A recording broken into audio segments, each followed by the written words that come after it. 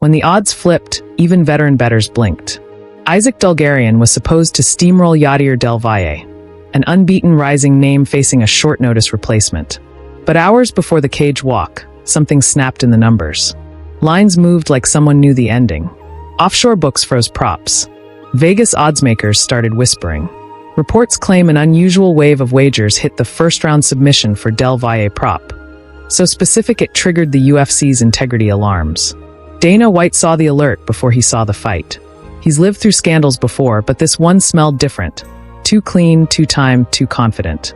The UFC's betting partner flagged it, and White didn't wait for paperwork. He called Dulgarian's team that morning. "Has anybody approached you? Do you owe anyone? You hurt?" he asked, straight to the point. Dulgarian's reply was sharp. "No, boss. I'm good." But that's not all. Rumors suggest White's tone was dead serious, like he already knew what was coming. Then came the fight. Dulgarian walked out calm, maybe too calm. Within seconds, Del Valle landed clean.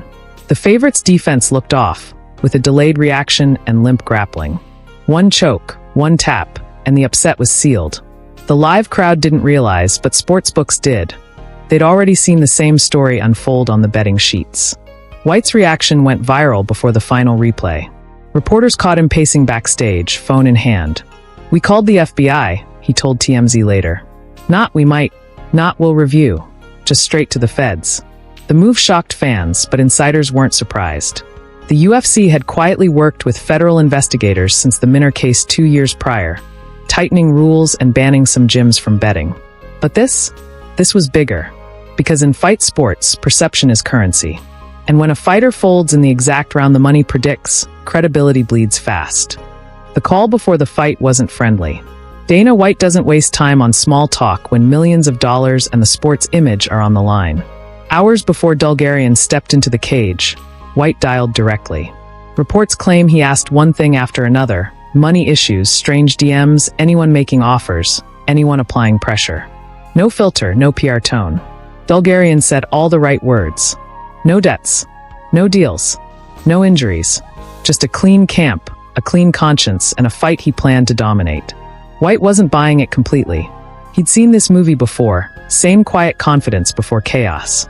Insiders say the UFC's integrity team had already flagged multiple accounts linked to the same region, placing identical bets. They weren't casual gamblers. They moved like a syndicate, precise, coordinated, and fast. By the time White hung up, he knew the risk wasn't about a single fight. It was about trust. Then it got even wilder. Someone inside the gym allegedly tipped off reporters that Dulgarian had been acting weird during camp. Short tempers, missing sparring rounds distracted focus. It could have been nerves or something heavier. Rumors suggest one teammate warned him the betting chatter had reached Vegas. Dulgarian brushed it off, saying he'd handle business. White later told the media he wanted to believe the kid. But as he watched the weigh-ins, something looked off. Too much eye contact with the ground, too little fire in the stare down. It wasn't nerves. It was a distance. By fight night, the story had already written itself. The collapse inside the octagon didn't look accidental. Dulgarian's start was sluggish, shoulders tight, footwork gone.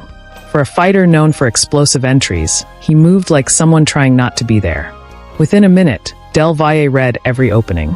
One clean jab cracked Dulgarian's rhythm. Then a desperate takedown attempt turned into a trap. The choke came fast. Too fast. Analysts replayed it frame by frame. No scramble, no fight out, no instinct. Just a slow, almost rehearsed tap. Commentators hesitated mid-sentence. The betting data had predicted a first-round submission for Del Valle at absurd odds. And now it had just happened on live TV. Fans didn't need a press release. The pattern was obvious. Within minutes, gambling forums lit up with screenshots of pre-fight slips. Same bet, same outcome, same timestamp. Books froze payouts and flagged accounts. It looked less like a coincidence, more like choreography. White's face told the story. Sitting cage-side, he went still. No reaction, no celebration, just a stare that could cut glass. Reports claim he walked straight backstage without a word. Fighters in the locker room said he didn't even look at Dulgarian, just grabbed his phone and left. Then it got even wilder. By the time the post-fight press conference started, whispers had already begun circulating on Twitter. The UFC was calling the FBI. No leaks, no hesitation. The promotion wasn't playing defense, it was going on offense. Because once a fighter taps in sync with the odds, the sport taps with him. The FBI enters the cage, not metaphorically, literally in spirit. Within hours of the fight, Dana White says federal agents were looped in. No delay, no internal memo first. The UFC handed over everything, betting data, gym communications, and timing logs from sportsbooks. The organization had seen this storm before, but this time, they wanted witnesses. White told reporters they met twice with agents that same day. Not a casual consultation, a full-blown briefing. Reports claim the Bureau's integrity unit has been tracking unusual patterns tied to offshore accounts since late summer, and Dulgarian's bout hit every alarm. The betting timing, the payout clusters, even the phrasing in some chat leaks, too precise to ignore. Then it got even wilder. People close to the camp allegedly received calls from anonymous numbers hours after the fight, warning them not to say too much. That detail hasn't been verified, but insiders say White's response was blunt. If you know something, now's the time. He's seen fighters go broke, vanish, or worse when money shadows their names. Behind closed doors, investigators started tracing the flow. Crypto bets, VPN accounts. Some are linked to known gaming brokers previously tied to fight manipulation in Asia. Again, not confirmed, but fans have already built their own maps online. The optics alone are lethal. A global sport is now sharing files with the FBI over a single featherweight bout. If that doesn't shake trust, nothing will. White knows it. Sponsors know it. And fighters scrolling their DMs at 3 a.m. know it too. Release, purse hold, ripples through the roster. That's how fast the fallout hit. Within 48 hours, Isaac Dulgarian's contract was terminated. Official wording. Integrity investigation pending. No payout, no post-fight bonus, not even the show purse cleared yet. Nevada's commission reportedly froze the funds until the probe ends. Then the whispers started. Fighters who'd stayed silent during the Minner case suddenly remembered old DMs. Messages offering sponsorships, training bonuses, or quiet payments to take an early loss. Some deleted screenshots resurfaced in private groups. Others came forward to the UFC integrity department, claiming the same burner accounts had contacted them weeks earlier. But that's not all. Coaches began turning on each other. A few corners were accused of leaking injury info for gambling tips. Gyms in Vegas, Florida, and Brazil all got dragged into fan theories. None proven, yet the damage was instant. Every fighter on the next card was suddenly under a microscope. White went public again. "You don't play games with this SHD," he said in a press huddle. "If you're even thinking about it, you're gone." The tone wasn't for show, it was a warning. He's seen what corruption does to boxing. He's not letting MMA follow that script. Inside locker rooms, the mood shifted. Fighters joked less, texted less, and trusted less. The sport that lived on adrenaline was now living on paranoia. And every time a betting line moved oddly, eyes darted toward the phone, not the opponent. Legacy of suspicion, the kind that stains longer than any suspension. The Dulgarian case didn't happen in a vacuum. It reopened old scars. Fans still remember Darrick Minner in 2022. Another sudden line swing, another first-round injury, another wave of coincidences. That one led to new betting bans, new integrity teams, and White promising it would never happen again. Now here it was happening again.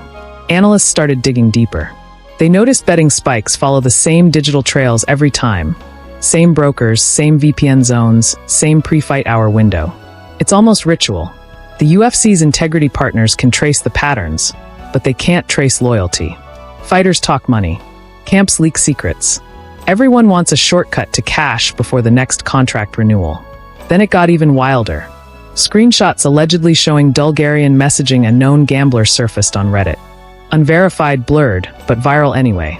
Fans built entire conspiracy threads mapping connections between low-tier coaches and betting groups in Canada, Malta, and even Singapore. None of it confirmed, but in modern combat sports, perception is conviction. Sponsors are reportedly nervous. One executive told The Athletic off record, "We can't sell a product tied to suspicion." White knows that's the real cost, not a lost fight, but a poisoned brand. Every scandal pushes the UFC closer to boxing's dark past. The shadow deals, the rigged whispers, the quiet bans. Now every clean win carries an asterisk in the comments. Every early tap spawns a thread. The UFC can fight match fixing, but it can't fight doubt. And that doubt, It's undefeated. What's next? No one's charged, no one's cleared, and yet everyone's guilty in the court of public opinion. That's the new fight. Not inside the octagon, but inside the headlines. The FBI isn't talking, the UFC isn't leaking, and Isaac Dulgarian has gone silent. His Instagram was wiped. Sponsors gone. Friends pretending they never trained with him. White says the organization will keep tightening its betting policies. More monitoring, more bans, less privacy. It's control through paranoia. Fighters grumble, but they know the message. Cross the line once, you're done. The UFC's making an example, and Dulgarian's name is the warning sign. Then it got even wilder. A former matchmaker hinted that a few more names are already under review.